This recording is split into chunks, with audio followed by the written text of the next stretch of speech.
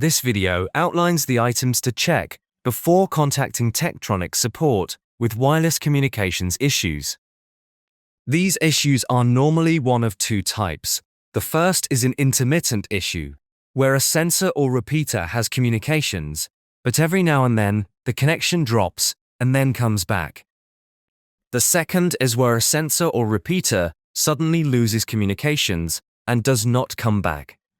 Before looking at your actual communication levels of devices, it's important to understand what a good level of communications looks like.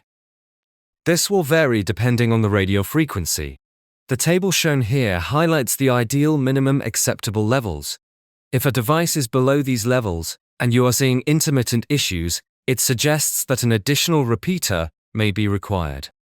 On the D3, go to the Settings page. All devices will be shown. From the drop-down, select Communication Status.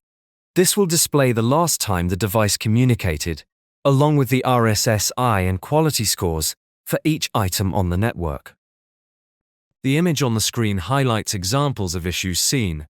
In blue, any device with intermittent communications, and in red, any device that has totally dropped. If repeaters have poor levels or are not communicating, these are the first items to check.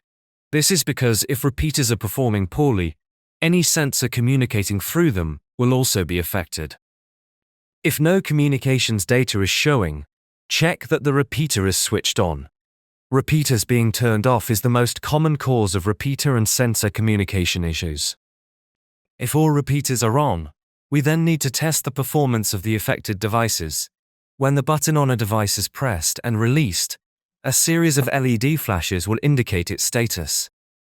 Start with devices showing no communications data.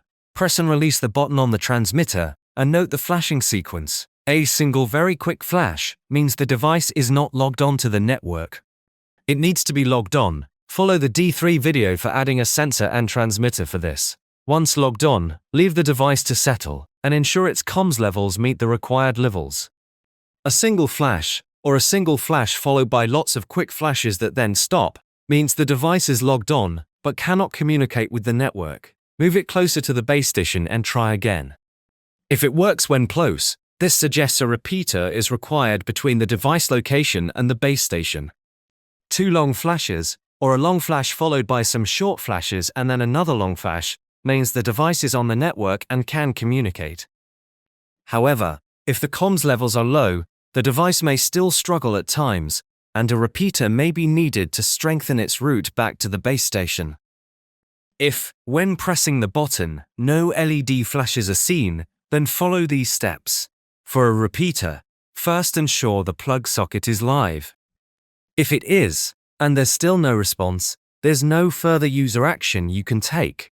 This device type is not user serviceable and will need to be reviewed to diagnose the fault. If it's a sensor transmitter, the battery can be changed. However, if the transmitter is less than 5 years old and the battery is already flat, its performance may need to be reviewed by our support team.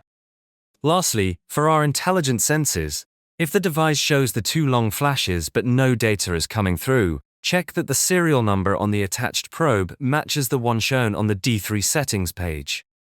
If they are different, the sensor will need to be relinked for data to be sent. See the video on adding a sensor for more details on this process. If you are still experiencing communications issues after completing these checks, please contact our support team by email. Be sure to include details of the checks you have carried out and attach a copy of the Managed Devices PDF.